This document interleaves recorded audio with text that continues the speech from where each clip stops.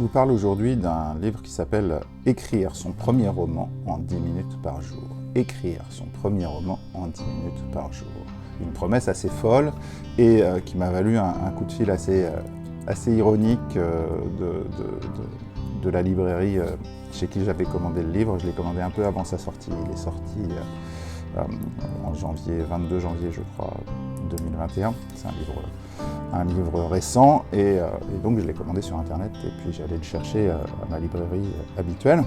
Il était en retard, donc j'ai appelé et j'ai bien senti dans le ton de la libraire une forme d'ironie, voire même peut-être, mais peut-être que j'y mets ce qu'on peut y mettre comme ça, peut-être de condescendance. Écrire son premier roman en 10 minutes par jour, c'est un peu comme perdre 10 kilos avant l'été ou courir le marathon en 10 minutes par jour. Donc, courir le marathon en 10 minutes par jour, on comprend bien qu'on ne va pas courir le marathon en 10 minutes, mais qu'en s'entraînant 10 minutes par jour, on va courir le marathon.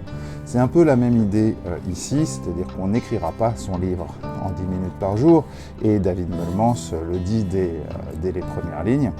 Il pose la question, croyez-vous que l'on puisse écrire un roman en 10 minutes par jour? Et je spoil à peine en vous disant que on peut écrire, il dit je vais vous lire, si vous le croyez et que vous avez acheté ce livre parce que vous le croyez, ou plutôt parce que vous voulez croire que l'on peut écrire un roman en n'y consacrant que 10 minutes par jour, alors vous croyez une fiction. Vous avez cru un mensonge. Voilà.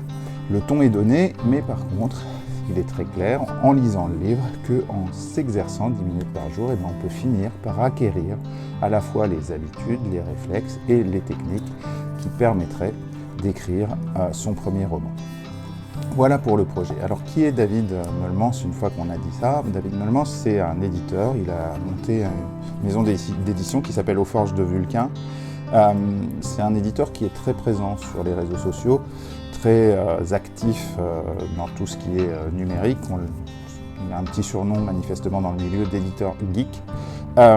Voilà, donc c'est ça, c'est pas n'importe qui, il publie un certain nombre de livres par an, c'est une petite maison d'édition, mais avec quelques auteurs de qualité, je pense notamment à Luc Reinhardt, qui est l'auteur de L'Homme D, qui pour moi est un livre important.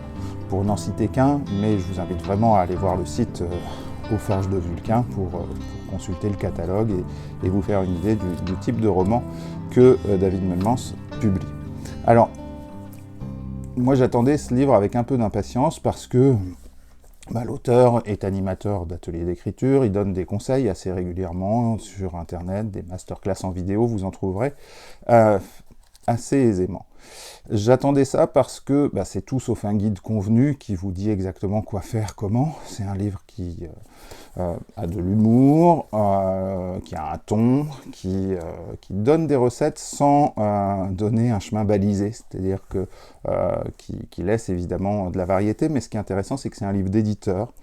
Donc David Meulemans, quelque part en creux, explique aussi comment lui choisit les romans qu'il publie. Alors on parle de romans classiques au sens de la forme, c'est-à-dire classiques dans la narration, des romans qui racontent une histoire. On n'est pas dans la littérature contemporaine au sens de la recherche littéraire poussée ou de l'expérimental. On est vraiment dans raconter des histoires, comment ça se fait. Alors c'est assez intéressant, je vais vous lire un passage pour que vous vous rendiez compte à la fois du ton et de ce que propose le livre. Alors c'est la page 81, c'est un chapitre qui s'appelle « Construire ». Chaque chapitre comme ça a un titre de verbe. Construire, c'est sur le plan, et puis incarner, le chapitre suivant, sur les personnages.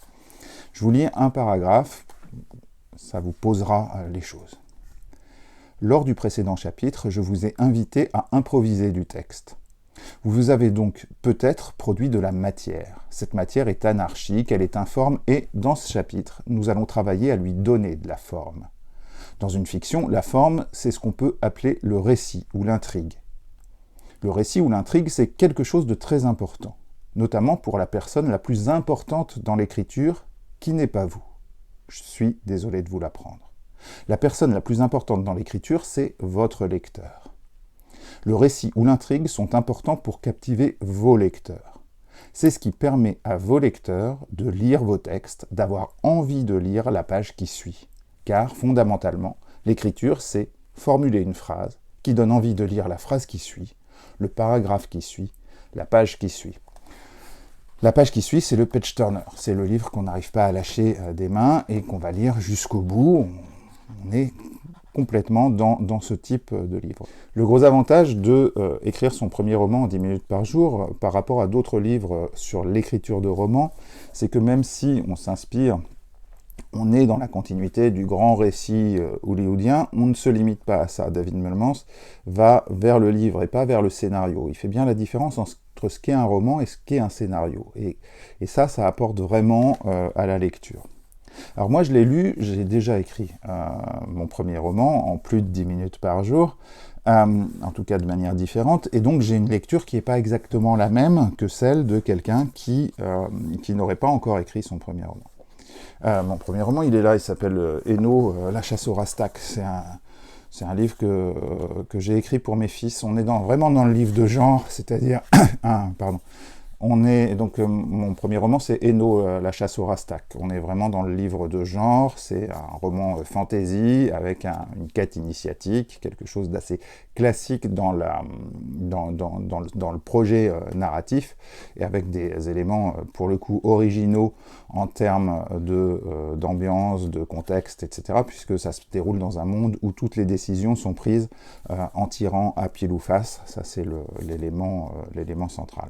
Ce qui est intéressant, quand on lit un livre de méthode après avoir écrit un livre, avoir eu des lecteurs et des bons retours, c'est de se dire qu'est-ce que j'aurais fait différemment si j'avais eu ces conseils-là au moment où j'écrivais, avant de publier.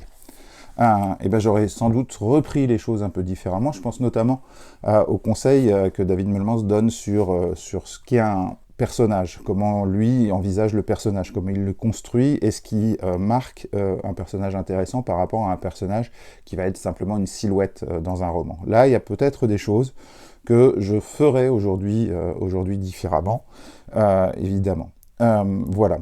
Donc, c'est intéressant pour ça, c'est intéressant pour penser son premier roman, c'est aussi intéressant, une fois qu'on a un premier jet, pour le reprendre, et puis même quand on a déjà publié, pour se dire qu'est-ce que je ferais de différemment pour raconter une histoire. On est bien toujours dans ce contexte-là.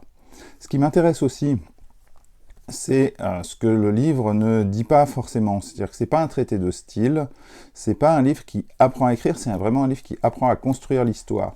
Donc c'est assez complémentaire finalement, toute proportion gardée, mais c'est assez complémentaire de manuels de techniques rédactionnelles comme le mien, Maîtriser les techniques rédactionnelles. C'est assez complémentaire des cours que je propose en ligne sur le site écrireclair.net, que je propose, est plus de l'ordre de la technique rédactionnelle. Ici, on est vraiment dans le narratif, et c'est absolument passionnant.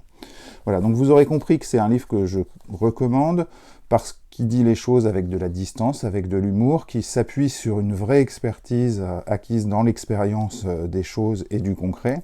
Alors, le risque pour David Melmans, c'est de recevoir plein de premiers romans, encore plus qu'aujourd'hui, ce qui est un risque relatif pour un éditeur, puisque plus ils en reçoivent, plus ils ont de chances de tomber sur la perle qui leur parle.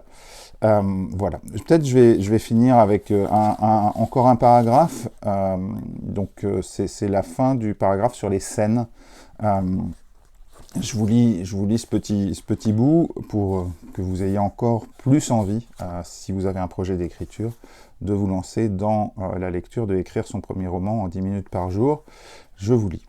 Pour résumer, nous avons parlé des scènes qui sont des pierres que vous assemblez entre elles pour construire ce bâtiment absolument merveilleux et sublime que va être votre roman. Une scène doit avoir un enjeu externe, elle fait progresser votre intrigue, et elle doit avoir un enjeu interne, être intéressante par elle-même, et non pas seulement par l'éclat qu'elle emprunte à l'ensemble de la structure. Une piste pour construire des scènes intéressantes est de susciter de l'attention à l'intérieur de la scène. Concrètement, 2 types d'exercices sont possibles pour vous ces jours-ci, si vous avez commencé à improviser votre texte 10 minutes par jour. Alors, je ne vous donne pas les exercices, je ne vais pas tout vous lire, et il faut se plonger dans le bouquin.